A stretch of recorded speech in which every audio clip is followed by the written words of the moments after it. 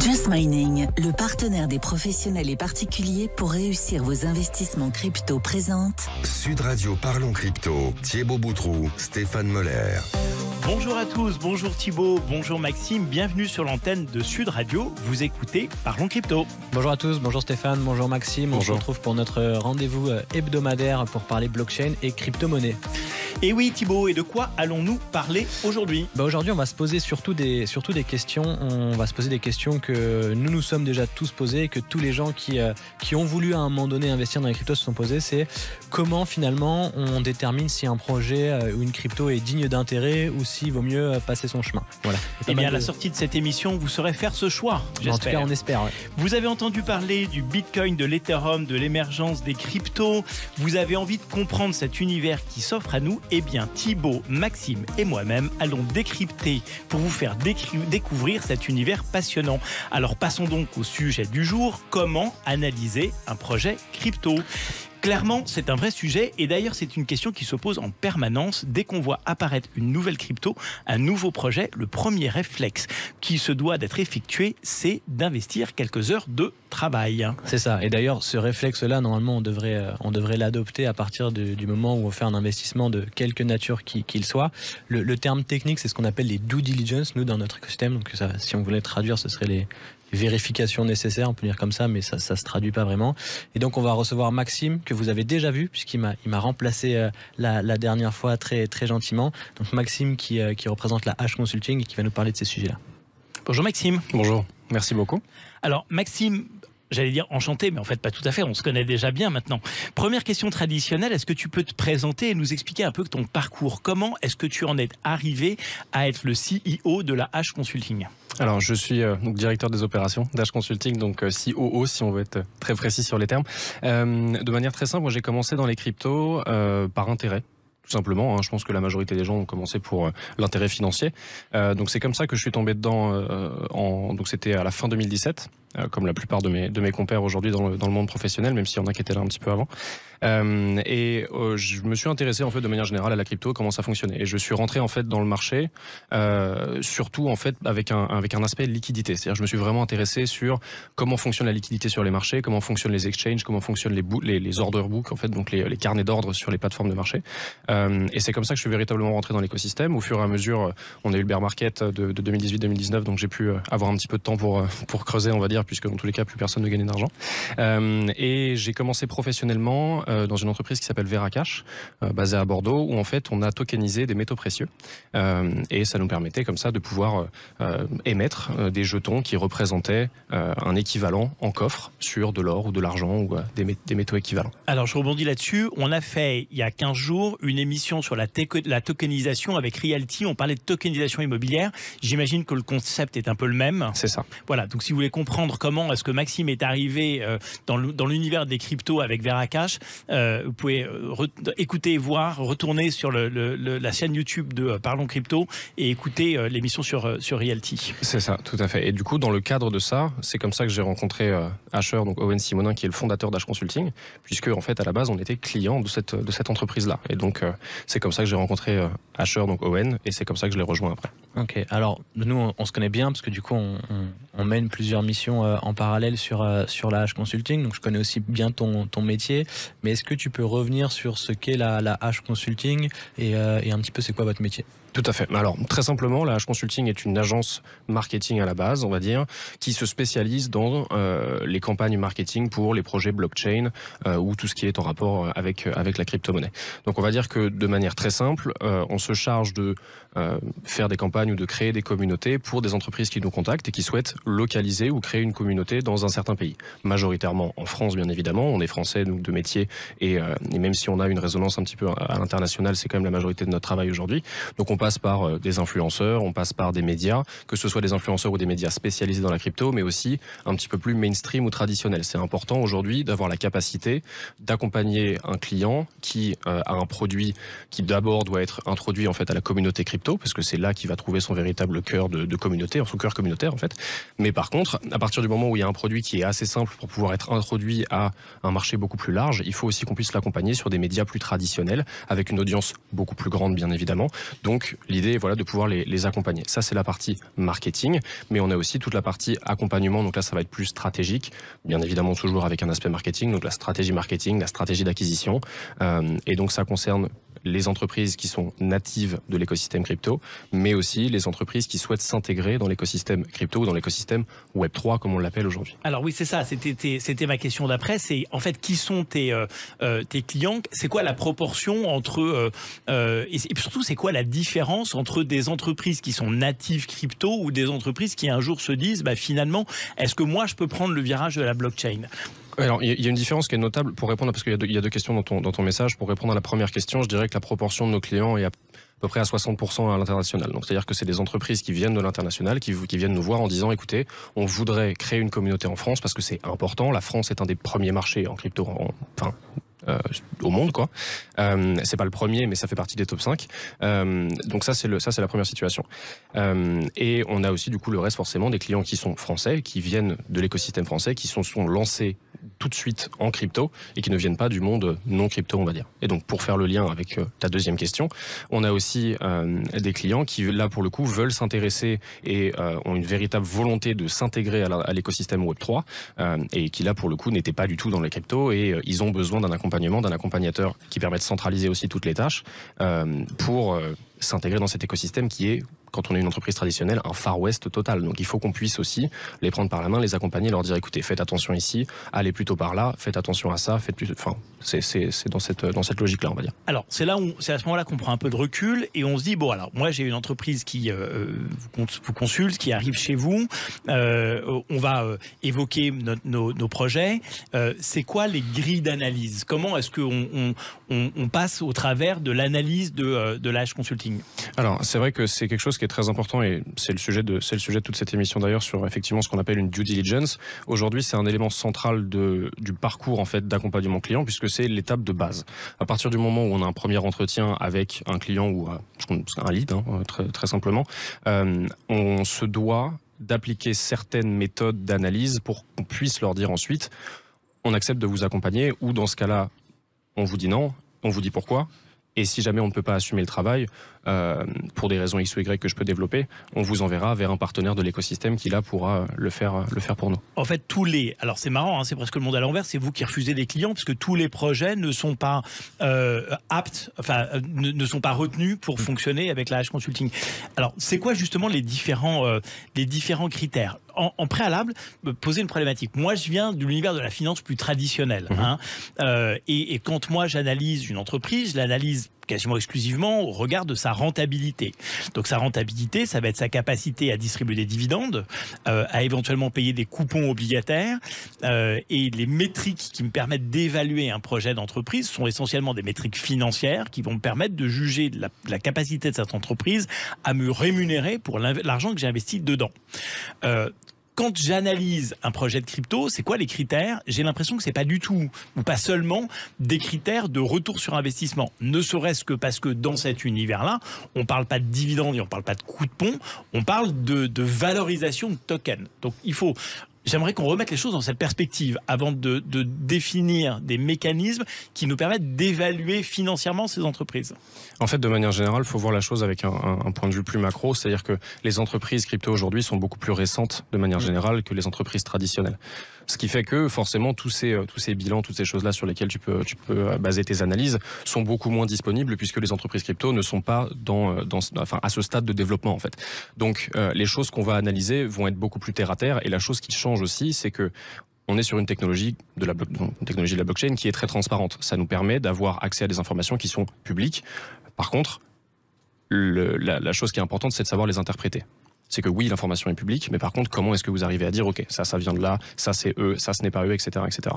Pour répondre à ta première question de base, du coup, les premières choses qu'on va regarder, et je pourrais rentrer un petit peu plus dans les détails après quand on parlera de due diligence simple ou plus complexe, on va dire, mais sur les premiers éléments, la première chose qui est très importante, c'est de comprendre le concept. Comprendre le concept, quelle est la valeur ajoutée de l'entreprise dans l'écosystème crypto. Pourquoi est-ce qu'un investisseur aujourd'hui choisirait d'investir dans cette entreprise ou d'investir dans ce jeton? Donc en fait, c'est de comprendre le concept et de comprendre la pertinence du concept dans le sous-espace concurrentiel dans lequel il se trouve. Pourquoi je parle de sous-espace concurrentiel? Parce que la crypto aujourd'hui, c'est très très large. Donc la crypto est un espace concurrentiel en lui-même, sauf que avec la technicité des projets qu'on accompagne, il faut pouvoir être calé en finance décentralisée, en NFT, ou dans toutes les autres petites sphères qui vont se trouver au sein même de la crypto. C'est pour ça qu'on parle de concept et de pertinence au sein d'un sous-espace concurrentiel. Ça, c'est la première chose. Ensuite, il faut aussi regarder l'équipe. C'est un élément central d'une entreprise, et ça, c'est assez évident. Donc, comprendre d'où ils viennent, comprendre leur background, est-ce qu'ils ont des bonnes expériences ou des entreprises qu'ils ont montées à l'avenir, qui ont justement qui ont eu des bons résultats et qui ont fructifié, ou alors à l'inverse. Mais ça, c'est pas très public et généralement ils le cachent, donc il faut savoir les trouver aussi. Des personnes qui ont été reliées à des projets qui n'étaient pas forcément très sustainable ou qui ont eu quelques petits hicks dans leur développement, pour être très poli. Ça, c'est la deuxième chose. Et ensuite, la troisième et quatrième qui sont aussi essentielles. La troisième, c'est véritablement de comprendre l'économie du jeton qui est liée à l'entreprise. Parce qu'un jeton est central et il faut comprendre la valeur que l'entreprise souhaite lui accorder et du coup forcément la valeur que la communauté va lui accorder aussi. Alors en fait c'est presque un paramètre de plus par rapport à une étude d'une entreprise classique. On revient sur ce qu'on disait tout à l'heure, quand j'étudie une entreprise, je regarde sa capacité à émettre des actions et à les valoriser au travers de dividendes, des obligations et les valoriser au travers de coupons, et là il faut en plus que je sois capable d'évaluer la valeur du jeton qui, et peut-être on peut donner un exemple tout à l'heure, finalement est une espèce de prévente, moi j'aime bien présenter les choses comme ça, des services à venir de l'entreprise. J'utilise toujours cet exemple qu'on a déjà évoqué avec Thibaut, qui est le suivant: je veux monter une compagnie aérienne mais j'ai pas d'argent, je veux émettre des tokens qui seront plus tard échangeables contre des miles de la compagnie aérienne que j'ai créé.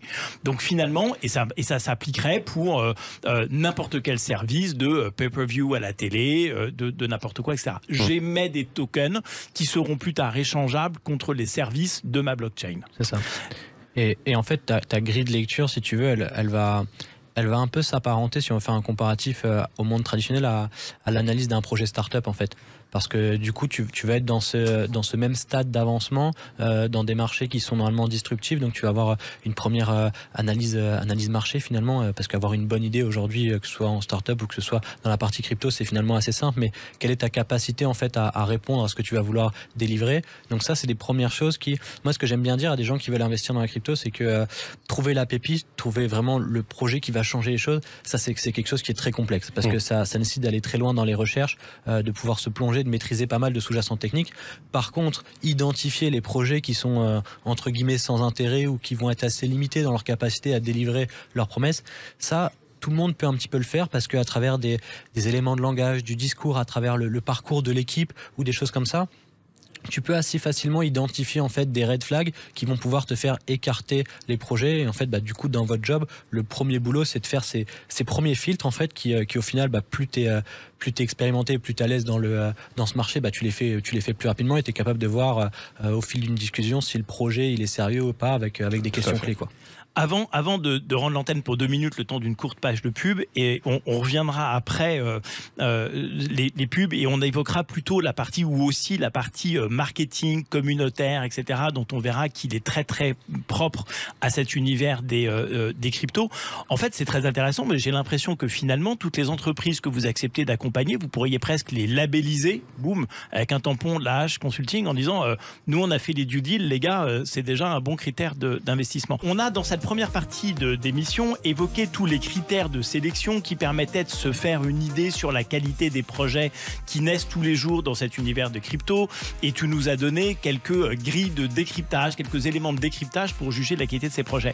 Moi, il y a une deuxième thématique qui m'intéresse, qui me passionne, c'est tout ce qui tourne autour du marketing dans cet univers des cryptos, où en fait, moi j'ai l'habitude qu'à une entreprise, on associe la notion de client. Et ce qui est absolument saisissant dans cet univers des cryptos, c'est qu'à une entreprise, on associe la notion de communauté. Voilà, les projets de crypto, on associe la notion de communauté. Est-ce que tu peux me définir ce qu'est une communauté pour un projet de crypto? Et ensuite, on va aller réfléchir à la façon dont on constitue, on gère, on anime cette communauté. Tout à fait. Alors, une communauté, en fait, pour un projet crypto, tout simplement, c'est les personnes qui sont soit intéressées ou qui sont investies ou qui s'engagent ou qui engagent du temps à titre personnel, même des fois de manière volontaire et de manière bénévole, auprès d'un projet, d'une initiative ou d'une entreprise liée à la crypto et à la blockchain. Donc, c'est véritablement tout leur écosystème.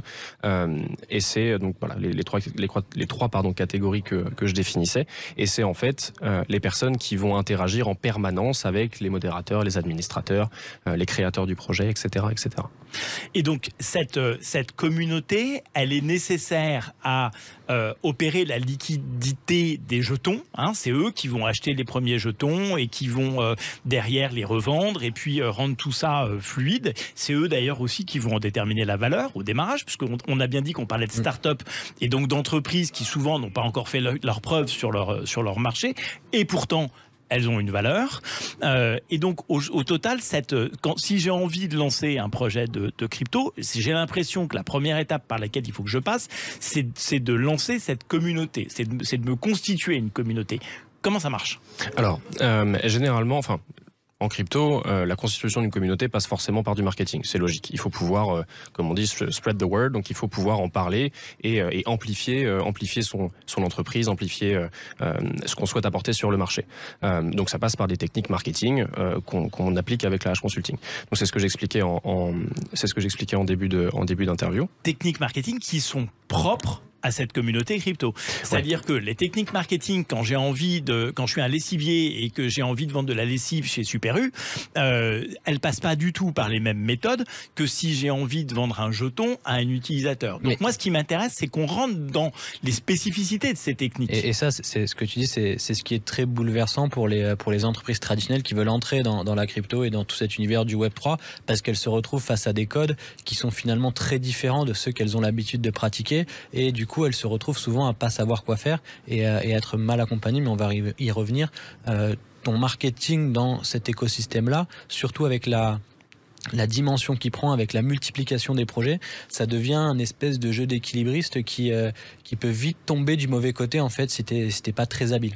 Alors voilà, justement, c'est quoi les relents, enfin les critères marketing, c'est les axes de fonctionnement que je peux utiliser dans cet univers-là?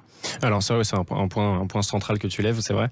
La communauté crypto se manifeste sur 3 plateformes de manière générale. Ça va être sur YouTube, ça va être sur Twitter, ça va être sur Discord. Sinon, vous avez aussi des médias crypto qui représentent aujourd'hui, surtout pour la France et d'ailleurs à l'international, une grosse partie des vecteurs de communication vers la communauté crypto pour les entreprises. Donc ces 3 plateformes, YouTube, Twitter et Discord, sont centrales, je parlerai aussi un petit peu de Telegram, sont véritablement centrales parce que sur YouTube et sur Twitter, c'est là que vous allez retrouver les influenceurs. Alors c'est un terme qui est, on peut l'aimer, on peut ne pas l'aimer, ça peut aussi être utilisé comme on peut aussi les désigner comme des ambassadeurs, comme des leaders d'opinion, ça dépend, c'est à chacun sa propre définition. C'est quoi un influenceur ?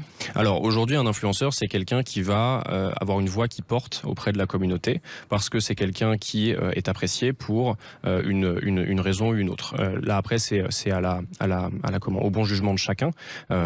Ça peut, et c'est pas qu'en crypto, hein, bien évidemment. Un influenceur, il y a des influenceurs dans la mode, il y a des influenceurs dans le monde automobile.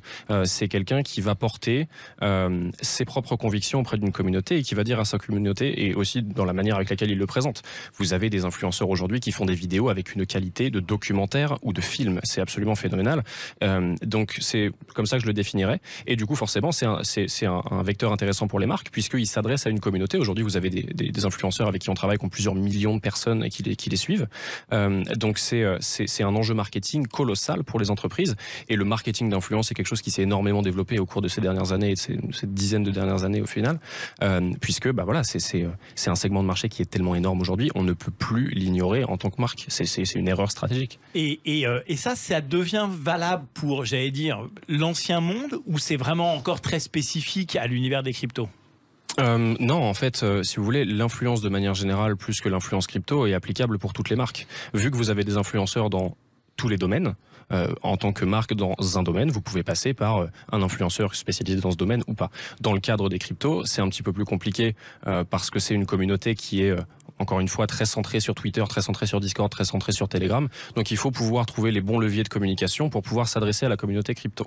Et c'est là que les influenceurs et que les médias spécialisés rentrent en jeu, puisque les médias spécialisés sont aussi finalement des porteurs d'opinion, puisqu'ils acceptent ou non de représenter un projet, donc forcément, eux aussi passent par leur propre due diligence. C'est aussi notre rôle de les accompagner en tant que partenaire et de dire, ok, écoutez, on a fait notre propre due diligence, aujourd'hui on considère que c'est intéressant de les accompagner, est-ce que vous êtes intéressés pour travailler avec nous là-dessus? Et après, c'est aussi de leur ça c'est leur volonté ou non d'avancer là-dessus, mais c'est très important. Dans la première partie de cette émission, on a déterminé des critères qui étaient des critères à évaluer pour pouvoir déterminer si un projet crypto était sain ou pas. Et là maintenant, on est en train de se dire qu'à partir du moment où on a déterminé que ce projet était sain et qu'on pouvait le lancer quelque part, le premier axe de diffusion de la formation pour trouver et élargir ma communauté, faire connaître mon produit et mon projet, c'est mes influenceurs. Et il y a quelque chose avant ça. Bien sûr. Il y a quelque chose avant ça, c'est la création d'une communauté de manière organique. Aujourd'hui, il ne faut pas sous-estimer le potentiel des réseaux sociaux. C'est quelque chose qui est très viral. Et on a aujourd'hui des techniques dans l'écosystème crypto qu'on peut mettre en avant. Et ça va en fait avoir ce feeling organique à la technique marketing. C'est-à-dire que c'est d'activer la communauté pour son propre bénéfice. Donc c'est de dire, ok, bon bah écoutez, si vous êtes investi chez nous, c'est que vous croyez au projet. Est-ce que vous pouvez commencer à en parler autour de vous, en parler sur Twitter, en parler sur Discord? Et ne serait-ce que si vous avez une centaine de personnes qui ont 500 000 abonnés sur Twitter, vous avez déjà en soi une campagne marketing. Donc c'est très important. La communauté organique va être la capacité d'un projet à créer une communauté autour d'elle sans faire d'efforts en fait. Sans avoir à mettre en place quelques moyens que ce soit. Et c'est aussi un bon indicateur parce que ça permet de montrer la capacité du projet à fédérer ou aussi à engager par sa pertinence. Un projet qui va être très axé sur une niche très particulière, si naturellement sans avoir fait de marketing, tu as beaucoup de gens de cette niche qui se retrouvent et qui s'identifient à ce projet-là, ça veut dire que peut-être leur proposition de valeur elle est réellement cohérente. Donc c'est aussi hyper important quand tu vas accompagner un projet de voir, ok, tout seul, comment il arrive à se débrouiller, comment il arrive à finalement à toucher des gens. Quand il parle à des gens qui sont censés être sa cible, comment ils réagissent à ça? C'est ça, et ça fait partie d'un des éléments qu'on regarde d'ailleurs avant de dire oui ou non, c'est de dire ok, jusqu'ici, au final, votre valeur ajoutée vous a permis de construire cette communauté sans engagement marketing. Ça, c'est très très fort et très important. D'accord, donc la première étape, c'est la capacité de l'équipe à avoir structuré cette communauté organique.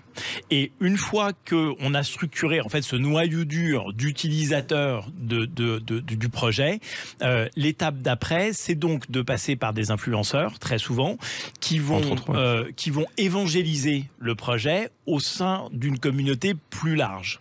Et c'est là où on utilise des médias comme YouTube, où effectivement il y a j'ai vu ça, il y a des évangélisateurs qui ont, on va les appeler comme ça, qui ont des centaines de milliers d'adhérents à leur chaîne, presque autant que les médias mainstream. C'est quand même très très étonnant. Et ensuite, en relais, on va utiliser d'autres réseaux sociaux. Et alors, j'ai vu beaucoup Instagram, Telegram, énormément Discord. Ouais. Alors Discord, c'est un peu compliqué à utiliser pour les gens de ma génération. C'est pas complètement intuitif. C'est-à-dire autant WhatsApp et Telegram, c'est facile, autant Discord, faut se lever de bonne heure quand même. Ouais, tout à fait. Comment est-ce que la première étape, c'est comment est-ce que on forme un quinca à utiliser Discord? Alors en fait, Discord, vous pouvez le voir un petit peu comme une entreprise ou une bâtisse où vous avez plusieurs pièces. Et dans chaque pièce, vous allez pouvoir parler d'un sujet différent, mais qui est toujours relié au projet. En fait, Discord, comment ça se manifeste? Très simplement, c'est une application mobile et un site web et un .exe, donc un logiciel. Vous entrez dans un serveur et ce serveur est administré par le projet, l'initiative ou l'entreprise dans laquelle vous souhaitez investir ou dans laquelle vous souhaitez faire des recherches. Et en fait, vous allez avoir plusieurs salons dans lesquels vous allez pouvoir échanger de manière textuelle, de manière vocale, voire de manière visuelle aussi, puisque ça permet aussi de partager son écran, etc. Enfin bref. Mais vous allez avoir des sous-sujets et des sous-catégories aussi par pays, aussi par thématique, etc., etc. Et ça ne concerne pas que les entreprises, ça concerne aussi les communautés qui fédèrent et qui s'investissent de manière générale et qui sont construits de manière organique. En fait, c'est le nœud central, c'est le pivot de la communauté Discord, si j'ai bien compris. Pas que Discord, mais Discord et Telegram majoritairement. Un mot de la fin, Thibaut? Ouais, La notion de création de communauté est importante aussi, mais il faut faire attention à pas la faire à n'importe quel prix. En fait, c'est le fameux jeu de l'équilibre, c'est d'être capable aussi d'identifier quel média ou quel acteur va être pertinent par rapport à tel projet. Parce qu'en fonction de la nature du projet, naturellement, on ne doit pas communiquer de la même manière. Il n'y a pas une seule vérité, en fait. Il y a une vérité qui s'applique à la réalité aussi du marché, du projet et de sa forme. Et ça, on a tendance parfois à l'oublier dans la crypto. Et en tout état de cause, faites vos propres recherches. On arrive au terme de nos échanges. Merci, c'était une fois de plus absolument passionnant. Pour finir, on va donc je vais vous remercier. Merci Thibaut de nous accompagner de ton éclairage sur ces sujets passionnants. On se retrouve tous les deux la semaine prochaine. C'était Parlons Crypto sur Sud Radio. Retrouvez-nous donc chaque semaine à l'antenne de Sud. Ici, nous essayons de comprendre comment et pourquoi tous ces sujets de crypto vont changer notre monde. En attendant, Maxime, vous pouvez retrouver Parlons Crypto en podcast sur le site de Sud Radio et évidemment sur les chaînes YouTube de Sud Radio ou de Parlons Crypto, chaîne auxquelles vous n'oublierez pas de vous abonner. À la semaine prochaine Thibaut. À la semaine prochaine. Avec Just Mining, le partenaire des professionnels et particuliers pour réussir vos investissements crypto.